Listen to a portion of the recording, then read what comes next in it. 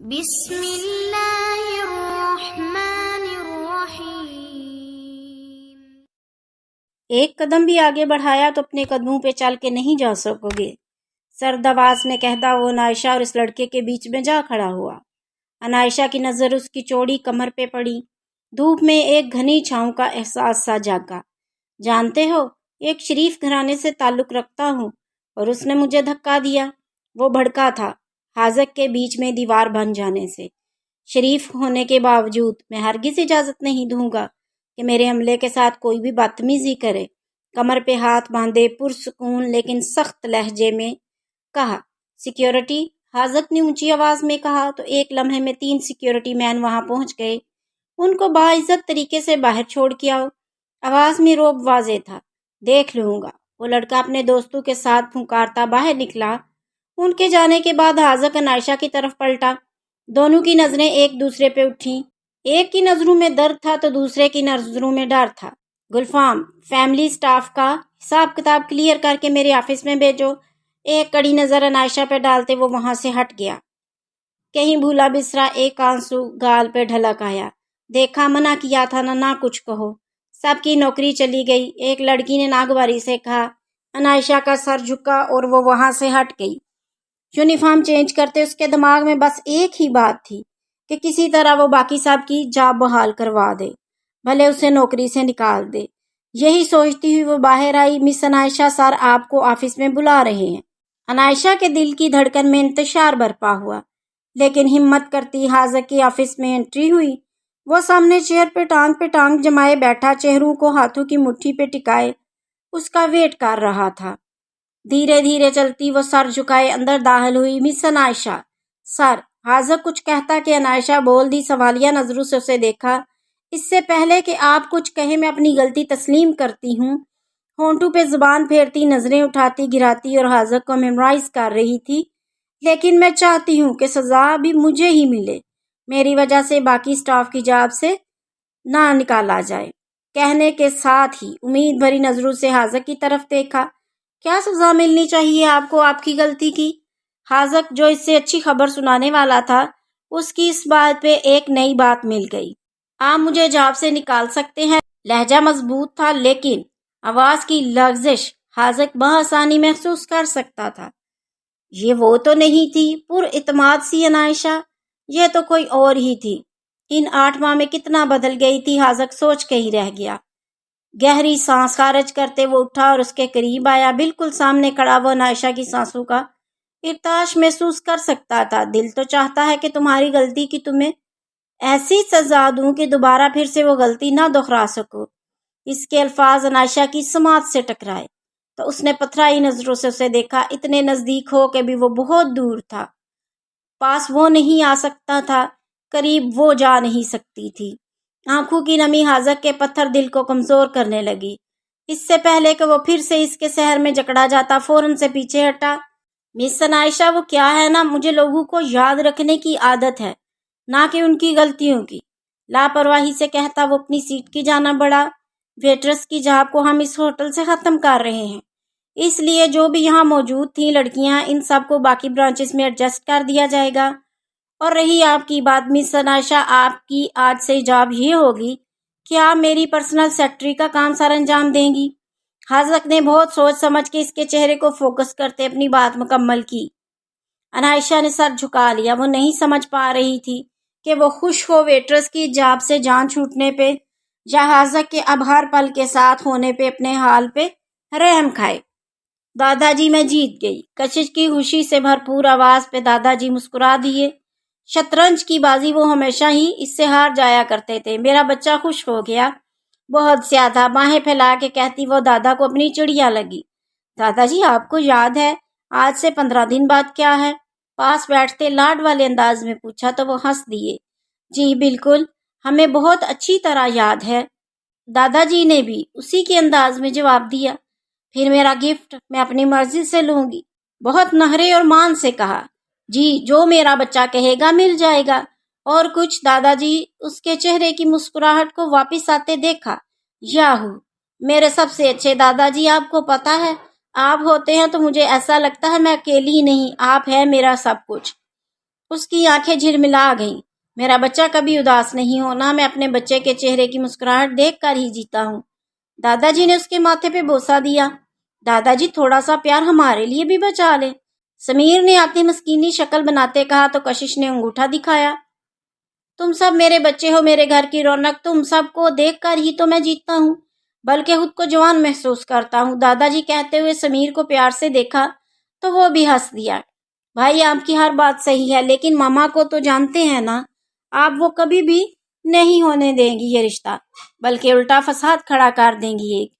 داور اس وقت یامین کے آفس میں بیٹھا تھا۔ یامین نے اس سے ساری بات کرنے کے بعد اسے سٹینڈ لینے کا کہا تھا۔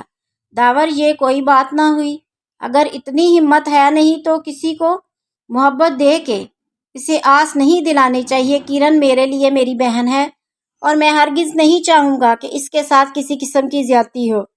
یامین نے بنا کسی لگی لپٹی کے داور سے بات کی۔ بھائی کرن میرے لیے بھی بہت اہم ہے اور میں نہیں چاہتا کہ وہ ماما کی کسی بات کا نشانہ بنے۔ آپ بتائیں میں کیا کروں؟ داور نے گہرا سانس خارج کرتے یامین سے مدد کرنے کا کہا۔ یامین سوچتے ہوئے اسے دیکھنے لگا۔ بہت سارے آپشنز ہیں، لیکن میرا پہلا مشورہ یہی ہے کہ گھر والوں سے بات کرو اور اپنے فیصلے سے انہیں آگاہ کرو۔ اگر کوئی مسئلہ کریٹ ہوتا ہے تو سیکنڈ آپشن بھی ہے، لیکن میری ایک بات یاد رکھنا، اگر ایک بار یہ فیصلہ لے لیا کہ اپنی محبت کو اپنانا ہے تو پیچھے نہیں ہٹنا، باقی رب تمہارا ساتھ دے گا۔ یامین نے اسے حوصلہ دیا تو وہ اس بات میں سر ہلاتا مسکرا دیا۔ عنائشہ گھر آ چکی تھی۔ بات بات پہ اس کی آنکھوں میں آج پانی جمع ہوتا جا رہا تھا۔ کچن میں کام کرتے وہ 2 بار چہرہ دھو چکی تھی۔ 8 ماہ بعد وہ آج یوں اس سے ٹکرا جائے گی، اسے کیا خبر تھی؟ دیکھو بہتر ہوگا تم حاضر کی زندگی سے نکل جاؤ۔ اگر تم نے ایسا نہیں کیا تو 2 گھر برباد ہو جائیں گے، اس کی بہن کا بھی اور اس کا اپنا بھی۔ تم جانتی ہو نا، جب وٹا سٹا ہو تو ایک کے ساتھ دوسرے کا گھر بھی خراب ہوتا ہے۔ وہ بہت رسان سے عنائشہ کو سمجھا رہی تھی، اور عنائشہ کا دل کس طرح ٹوٹ کے بکھر رہا تھا یہ وہی جانتی تھی۔ آپ بے فکر رہیں، آپ کے بیٹے کی زندگی سے میں نکل جاؤں گی، عنائشہ نے کھڑے ہوتے مضبوط لہجے میں کہا، جبکہ وہ اندر سے کتنا ٹوٹ چکی تھی وہ ظاہر نہیں کر رہی تھی۔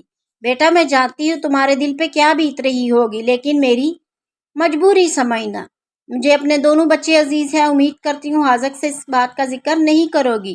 آخر میں انہوں نے اپنی ہی مطلب کی بات کر کے عنائشہ کو چپ ہی کرا دیا، اور وہ جس ٹوٹے دل سے وہاں سے گھر پہنچی تھی یہ وہی جانتی تھی۔ عنائشہ بیٹا کیا ہو گیا ہے؟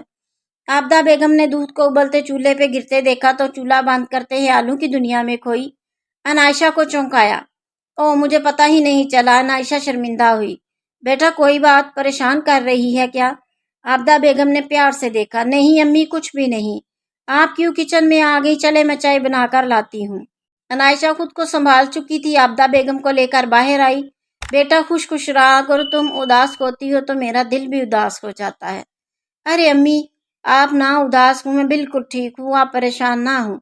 وہ ہنستی مسکراتی ماں کو باتوں میں لگا چکی تھی، جبکہ دل آج بھی اس کے لیے دھڑکتا تھا جسے وہ پا نہیں سکتی تھی۔ بس بہت ہو گیا، ہر بات کی ایک حد ہوتی ہے۔ اس دن کے لیے تمہیں بڑا کیا کہ تم اپنی مرضیاں کرتے پھرو۔ حیات صاحب داور کی بات سن کے بھڑک ہی تو گئے تھے، ساتھ میں بیٹھی سویرا بیگم بھی سخت بھڑکی تھی۔ بابا پلیز ٹرائی ٹو انڈرسٹینڈ۔ داور بے بس سا ہو گیا۔ You need to understand me. تمہارا رشتہ ہو گیا ہے تمہاری خالہ کے گھر، اور میں کسی قسم کا کوئی اعتراض نہیں سنوں گا۔ ہاتھ اٹھا کے وارن کیا۔ بابا میں اپنی محبت سے دستبردار نہیں ہوں گا۔ داور بھی سخت لہجے میں بولا۔ تم اب مجھ سے زبان لڑاؤ گے؟ حیات صاحب جارحانہ انداز میں آگے بڑھے۔ نہیں بابا، سب کچھ کر سکتا ہوں، آپ کے خلاف کبھی نہیں جا سکتا، لیکن یہ بھی سچ ہے کرن سے دستبردار کسی صورت میں نہیں ہوں گا۔ داور کے ٹھنڈے ٹھار لہجے میں چھپا باغی پن حیات صاحب اچھی طرح سے محسوس کر سکتے تھے۔ داور اپنی کہہ کے جا چکا تھا، غلطی اس کی نہیں، اس کی بھابھی صاحبہ کی ہیں، جنہوں نے اپنی بیٹی کی پرورش ایسی کی ہے، گھر کے لڑکوں کو ہی پھنسا لو۔ لیکن میں آپ کو بتا رہی ہوں، میں ایسا کبھی نہیں ہونے دوں گی، میں اپنی بہن کے گھر ہی رشتہ جوڑوں گی۔ اچھا اور داور اس کو کیسے مناؤ گی؟ حیات صاحب غصہ ضبط کرتے بولے۔ اس کا بھی میں نے سوچ لیا ہے، کیسے لائن پہ لانا ہے، اپنے خرافاتی دماغ میں پلان ترتیب دیتی وہ حیات صاحب کو بھی چونکا گئی۔ ہائے کیسے ہیں آپ؟ یامین کے روم میں داخل ہوتے وہ بھی پیچھے پیچھے آئی۔ کیا ہو گیا اب؟ یامین نے اسے آتے دیکھ گہرا سانس خارج کرتے پوچھا۔ آپ نے میرا کام کیا؟ بہت مان سے پوچھا۔ میں نے کہا تھا کہ میں تمہارا کام کروں گا، اسی انداز میں سوال کیا۔ آپ ایسا نہیں کر سکتے، نروٹھے پن سے کہا۔ کشش میں آخری بار کہہ رہا ہوں، اس معاملے سے دور رہو۔ یامین نے اسے تنبیہ کی اور تھکے ہوئے انداز میں صوفے پہ براجمان ہوا۔ آپ نہ مشورہ نہ دیں، میرا کام کریں اور ان کی مدد کریں۔ اس کے پاس صوفے پہ ٹکتے اپنی بات پہ زور دیا۔ اس کے یوں قریب بیٹھنے پہ وہ اسے دیکھے گیا۔ کیا چیز تھی یہ لڑکی؟ دھیرے دھیرے ہی اس کے حواسوں پہ چھائی جا رہی تھی۔ جتنا وہ اس سے دور ہوتا وہ اتنا ہی قریب آتی تھی۔ ابھی جاؤ، مجھے آرام کرنا ہے۔ رخ موڑتے وہ صوفے سے ٹیک لگاتے آنکھیں موند گیا۔ جی نہیں، آپ میری مدد کریں گے لازمی۔ اس کو بازو سے پکڑ کر اپنی طرف موڑا اور یہی ایک لمحہ یامین کو بے بس کر گیا۔ کشش، ابھی جاؤ، بعد میں بات کرتا ہوں، ابھی سر میں درد ہے۔ اس کے معصوم اور حسین سراپے سے بمشکل نظریں ہٹاتے وہ آنکھیں پھر سے موندتے واپس سر ٹکا گیا کہ اسی اثناء میں اسے اپنے سر پہ اس کے مخملی ہاتھوں کی نرماہٹ کو محسوس کرتا فوراً سے آنکھیں کھول گیا۔ یا کیا کر رہی ہو؟ فوراً سے پیچھے ہوا۔ آپ کے سر میں درد ہے، وہی دبا رہی ہوں، مزے سے کہتی وہ معصومیت کی انتہا پہ تھی۔ نہیں، تم جاؤ، میں آرام کروں گا تو خود ہی ٹھیک ہو جائے گا۔ اپنے دل کی ہوتی بے ترتیب دھڑکنوں کو سنبھالتے وہ نظریں چراتا وہاں سے اٹھا۔ پھر وعدہ، آپ کریں گے نا مدد؟ وہ بھی سامنے اس کا صبر آزماتی ہوئی پھر سے امتحان بنی کھڑی تھی۔ سوچوں گا، بنا اس کی طرف دیکھے حامی بری۔ تھینک یو سو مچ، وہ خوشی سے چہکی۔ مجھے پتا تھا، آپ مجھے انکار کر ہی نہیں سکتے۔ وہ یامین کا ہاتھ پکڑ کر بولی۔ اس کا یوں قریب آنا، ہاتھ پکڑنا یامین کے جذبوں کو ہوا دے رہا تھا۔ وہ کب کی اپنی کہہ کے جا چکی تھی، جبکہ یامین اپنے ہاتھ اور ماتھے کو چھوتا ابھی تک اس کے لمس کو محسوس کیے جا رہا تھا۔